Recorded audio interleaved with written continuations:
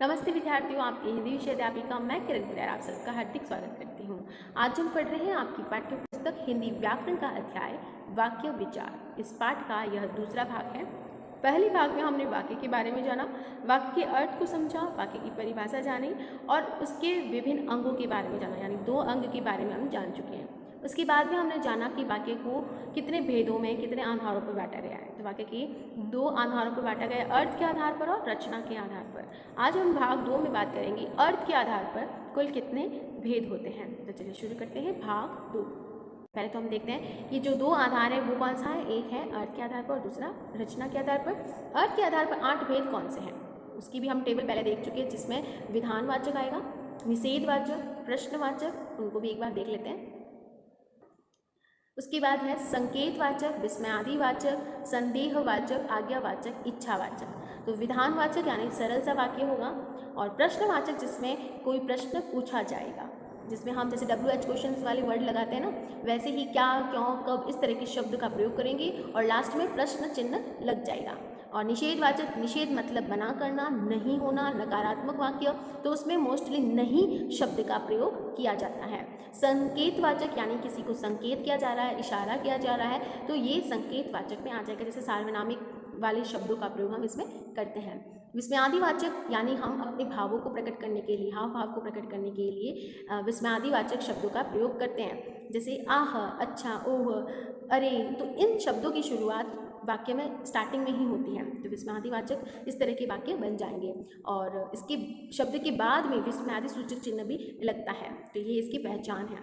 फिर आता है संदेहवाचक, संदेह जिसमें शक किया जाता हो, कोई काम के होने या करने की संभावना व्यक्त हो रही है।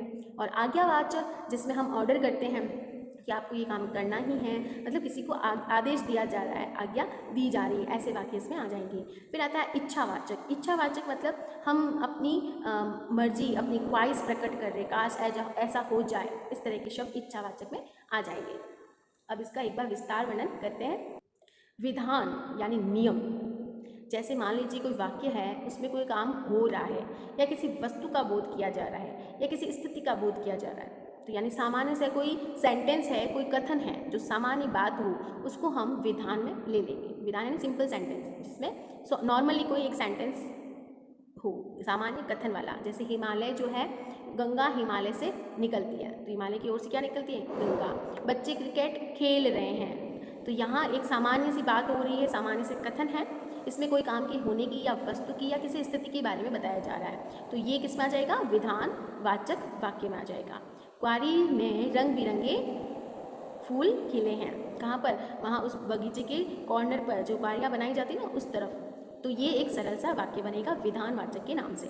फिर दूसरा आता है निषेधवाचक वाक्य। निषेधवाचक में क्या होता है कि हम कोई बात हो रही है या किसी स्थिति के बारे में, किसी वस्तु के बारे में जो बता रहे हैं, यानी विधानवाचक का ही है रूप, वो निषेध में हो जाएगा। कब, जब उसको नहीं किया जा रहा है, यानी उस कार्य के या उस बात के न होने की बात हो, निषेध का बोध हो, तो निषेधवाचक वाक्य में आ जाएगा। जैसे कई दिन से धूप निकली है, तब तो बन जाएगा विधानवाचक, और कई दिन से धूप नहीं निकली, नहीं शब्द का प्रयोग हम करेंगे तो वो बन जाएगा निषेधवाचक वाक्य में। नल में पानी आ रहा है, नॉर्मल सा वाक्य, कथन सा है, तो वो विधान है। लेकिन अगर मैं ये लिख दूँ नल में पानी नहीं आ रहा है, नहीं शब्द का प्रयोग हो रहा है, यानी नकारात्मक बन रहा है, निषेध का प्रकट हो रहा है कि इसमें नहीं शब्द, नहीं होने की बात हो रही है, तो ये निषेधवाचक में आ जाएगा। तो क्या ध्यान रखोगे, नहीं शब्द का प्रयोग हम इसमें ध्यान में रखेंगे। अब तुम मेरी बात क्यों सुनोगे।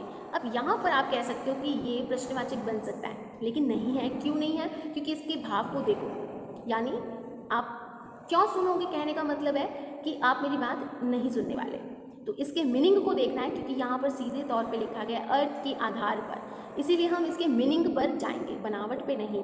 तो मीनिंग इसका निकल रहा है कि आप मेरी बात नहीं सुनने वाले, इसीलिए ये निषेधवाचक वाक्य में आ जाएगा। अगला है प्रश्नवाचक, तीसरे नंबर पे प्रश्नवाचक, यानी क्वेश्चन किया जा रहा है, प्रश्न पूछा जा रहा है। तो जब किसी वाक्य में प्रश्न पूछा जा रहा है किसी के बारे में, चाहे वो वस्तु हो, व्यक्ति हो या कोई कार्य हो, तो वो हो जाएगा प्रश्नवाचक वाक्य। तुमने खाना क्यों नहीं खाया, नकारात्मक भी है, निषेधवाचक भी है और साथ में वो प्रश्नवाचक है, तो ये माना जाएगा प्रश्नवाचक के अंदर। क्योंकि प्रश्नवाचक में 2 चीज़ें होती हैं, एक तो प्रश्नवाचक शब्दों का प्रयोग, जैसे क्यों, कहाँ, कैसे, और दूसरा कि हम लास्ट में प्रश्नवाचक चिन्ह का प्रयोग करेंगे। इसका अगला वाक्य क्या है? इस बार आप लोग कहाँ घूमने जा रहे हैं? कहाँ शब्द बता रहा है कि पूछा जा रहा है, तो कहाँ हमने वर्ड बीच में डाला और अंत में क्या लगाया? प्रश्न चिन्ह। क्या तुम्हें सुनाई नहीं देता? क्या तुम्हें सुनाई, क्या शब्द शुरुआत में आया है और ये भाव प्रकट कर रहा है पूछने का। तो जब बात पूछी जा रही है, प्रश्न किया जा रहा है, तो वो प्रश्नवाचक में ही आएगा। तो तीनों भेद समझ आया है। अब आगे बढ़ते हैं इसके अगले भेद में, जो कि है चौथा भेद, आज्ञावाचक। आज्ञा मतलब किसी को अनुमति देना, किसी को आज्ञा देना, किसी को उपदेश देना या कोई प्रार्थना करना। ऐसे भाव जब प्रकट हो, ऐसा मीनिंग जब निकल जाए उस वाक्य से, तो वो आज्ञावाचक में आ जाएगा। वहीं रुक जाओ, तो ये एक आदेश दिया जा रहा है, तो ये क्या हो जाएगा? आज्ञावाचक में। आप बाहर प्रतीक्षा कीजिए, उससे प्रार्थना की जा रही है, रिक्वेस्ट की जा रही है, तो काम करने को बोला जा रहा है, तो ये आज्ञावाचक में ही आ जाएगा। यह खिड़की बंद कर दो, तो ये भी एक बात उसे कही जा रही है उपदेश के तौर पे, काम के तौर पे, तो ये भी आज्ञावाचक में आ जाएगा। अब आता है विस्मयवाचक वाक्य। जिस वाक्य में आपके भाव प्रकट हो, खुशी का, गम का, निराशा का, उदास का, ईर्ष्या का, जलन का, घृणा का, शोक का, तो इस तरह के जब भाव प्रकट होते हैं तो वो वाक्य विस्मयवाचक वाक्य में आ जाएगा। इसकी ट्रिक क्या है, टेक्निक क्या है? जब हम विस्मय सूचक शब्दों का प्रयोग इसमें करते हैं तो उनको हम शुरुआत में डालेंगे। जैसे यहाँ लिखा है वाह, खुशी प्रकट हो रही है, उफ दुख प्रकट हो रहा है, शाबाश अच्छी बात लग रही है, हर्ष प्रसन्नता हो रही है, तो ये वाले जो शब्द है ना, ये है विस्मयवाचक शब्द। इनका प्रयोग वाक्य की शुरुआत में ही होगा और इनके साथ में विस्मयवाचक चिन्ह, विस्मयादिबोधक चिन्ह कह दो, वो साथ में लगते हैं। यानी पूर्ण विराम के साथ एक बिंदी होती है, विस्मयादिबोधक चिन्ह, उनका प्रयोग इन शब्दों के साथ में होता है। तो ये शब्द क्या है? भाव को प्रकट करने वाले हैं। जैसे लिखा है मौसम तो वो बड़ा सुहाना है, नॉर्मल सा वाक्य, लेकिन अगर हम वर्ड जोड़ देते वाह, तो ये पुकारते समय, उच्चारते समय खुशी की बात, हर्ष की बात प्रकट करेगी।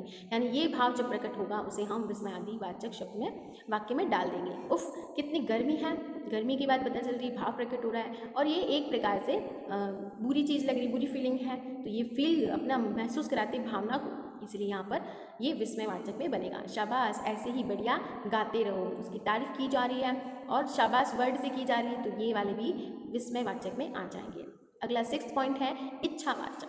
जब आपकी ख्वाहिश, आपकी इच्छा, आपकी मन्नत उस वाक्य में निकलती है, किसी का आशीर्वाद या शुभकामनाएं कोई देता है, तो ऐसे भाव प्रकट करने वाले इच्छावाचक वाक्य में ही आएंगे। जैसे लिखा है भगवान आपका भला करे, किसी को दुआएं देते हैं, किसी को आशीर्वाद दी जा रही है, ईश्वर तुम्हें लंबी आयु दे, आपकी यात्रा मंगलमय हो, है ना। तो ये सारी शुभकामनाएं, आशीर्वाद, किसी के प्रति इच्छा व्यक्त करना, तो ये इच्छावाचक में ही आएंगे। अगला है संकेतवाचक वाक्य। संकेतवाचक मतलब किसी को आप संकेत कर रहे हो, यानी उसे आप इशारा कर रहे हो, समझा रहे हो, किसी काम के होने की बात हो रही है, वो दूसरी क्रिया पर ही निर्भर करती है। एक काम दूसरे काम के होने पर डिपेंड करता है, संकेत दिया जा रहा है। जैसे मान लीजिए लिखा है अगर झूठ न बोला होता तो यह हालत न होती। अगर झूठ न बोला होता, एक काम झूठ नहीं बोलने की बात, दूसरा काम कि जो कंडीशन अभी हो रही है वो नहीं होती, दो बातें हैं। तो ये बात इस बात पर डिपेंड करती है, यानी एक काम के होने की बात दूसरे काम के होने पर निर्भर है। अगर ये नहीं होता तो ये काम नहीं होता, इसीलिए कहा है कि दो काम इसमें आएंगे और एक वाक्य दूसरे वाक्य पर निर्भर रहेगा। यानी मान लीजिए मिश्र वाक्य जिसमें होते हैं, दो वाक्य होते हैं ना, वैसे ही ये है। अगर मेरी बात मान लेते तो तुम भी हमारे साथ चलते, यदि परिश्रम करते तो फेल न होते। यानी किसी के काम के होने का संकेत दिया जा रहा है, अगर ऐसा होता तो ऐसा हो जाता, अगर बारिश होती तो फसल अच्छी होती, तो फसल के अच्छे होने का संकेत दिया जा रहा है बारिश के होने पर, अगर बारिश अच्छी होती तो, अदरवाइज नहीं। तो ये किस में आ जाएगा? संकेतवाचक वाक्य में आ जाएगा। अगला आता है संदेहवाचक वाक्य।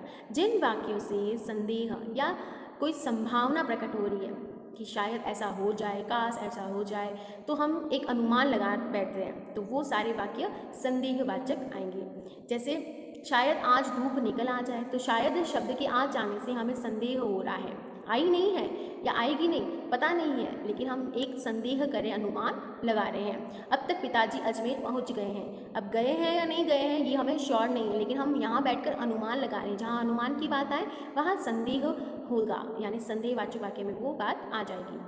वह बस आती ही होगी, आई नहीं है, ऐसे काम के होने की संभावना हो रही है, तो जो संभावना के भाव को प्रकट करें संदेहवाचक में आएगा। तो ये कुल कितने थे? 8 प्रकार थे। किसके आधार पर? अर्थ के आधार पर। अगर आप इन्हें समझ जाते हैं तो तुरंत आप इनके भेदों के नाम को भी जान जाते हो। तो जैसे अगर प्रश्न पूछा जाए कि इस वाक्य का भेद क्या है, तो आप क्या कहोगे? शिखर क्रिकेट खेलता है। सिंपल सा साधारण सा वाक्य है, विधानवाचक में आ जाएगा। अगर इसी वाक्य को आप बताते हो शिखर क्रिकेट नहीं खेलता, नहीं शब्द का प्रयोग हुआ ना, तो ये बन जाएगा निषेधवाचक में। तो निषेधवाचक की बात समझ आई, जिसमें नहीं का प्रयोग करेंगे। अब यहाँ लिखा है प्रश्नवाचक शब्द क्या। क्या शिखर क्रिकेट खेलता है, और साथ में लगा है प्रश्नवाचक चिन्ह, तो ये सीधे तौर पे हम इसको डाल देंगे प्रश्नवाचक वाक्य में। अब यहाँ जो आप शब्द देख रहे हो, ये कैसा शब्द है? ये विस्मयादि बोधक शब्द है, और इसके साथ लगने वाला चिन्ह कौन सा है? विस्मयादि सूचक चिन्ह। अब इसकी पहचान से हमें तुरंत पता चलता है कि ये विस्मयादि वाचक में आ जाएगा। शिखर क्रिकेट खेलो, ये जो क्रिया है खेलो ऑर्डर देने वाली, तो हम उसको बनाएंगे आज्ञावाचक वाक्य में। शिखर क्रिकेट खेले, खेले मतलब वो अपनी इच्छा व्यक्त कर रहा है, इसीलिए इसको हम इच्छावाचक में डालेंगे। यदि शिखर क्रिकेट खेलता तो राष्ट्रीय टीम में होता। एक काम के होने की बात दूसरे काम पर डिपेंड कर रही है, तो इसीलिए हम इसको क्या डालेंगे? संकेत दिया जा रहा है, वो उस पर निर्भर कर रही है, एक काम दूसरे काम पर निर्भर कर रहा है, इसीलिए हम इसको संकेत में डालेंगे। याद रखिएगा, संकेतवाचक में हम 2 उपवाक्य होंगे, दूसरा उपवाक्य प्रमुख उपवाक्य पर निर्भर रहेगा। लेकिन संदेह में क्या होगा? कंफ्यूज नहीं होना। संदेह में हम अपनी संभावना व्यक्त करते हैं। जैसे इसका क्या बनेगा? शिखर क्रिकेट खेलता होगा। ये मोस्टली फ्यूचर टेंस वाले वर्ड होंगे, होगा, होगी, जो हो नहीं रहा है, हुआ नहीं था, आने वाले समय में होने वाला है, भविष्य काल में ये मोस्टली वाक्य बनता है। कौन सा? संदेहवाचक। ठीक है, तो आई होप इस ट्रिक को आप अच्छे से जान गए हो। जब आप इन ट्रिक को, इन पहचान को जान जाओगे, तभी आप इसके भेद का तुरंत नाम बता सकते हो। अब आपसे प्रश्न सिर्फ यही पूछा जा सकता है कि इसका चेंजेस किया जाए, रूपांतरण किया जाए। कोई एक वाक्य आपको दे दिया जाए तो पूछ लेते हैं कि प्रश्नवाचक बनाओ, तो आप प्रश्नवाचक बनाने के लिए ये पॉइंट्स ध्यान रखना और इसको अपनाते हुए इन्हीं शब्द को देखकर इस रूप में इसे बदल देना। रूप यानी उस रूप में चेंजेस करना रूपांतरण कहलाता है। वाक्य का रूप बदल गया ना, एक वाक्य दूसरे वाक्य में बदल गया, तो वो उस रूप को बदलना वाक्य रूपांतरण ही है। तो या तो आपको भेद पूछा जा सकता है या वाक्य रूपांतरण चेंजेस के लिए पूछा जा सकता है, तो आपको ये आना चाहिए। ये तभी आएगा जब आप इनकी पहचान अच्छे से कर लेते हो। उम्मीद है बच्चों आपको ये अध्याय अच्छे से समझ आया होगा। फिर मिलेंगे हम एक नए अध्याय में, तब तक खुश रहे, स्वस्थ रहे, मस्त रहे। धन्यवाद।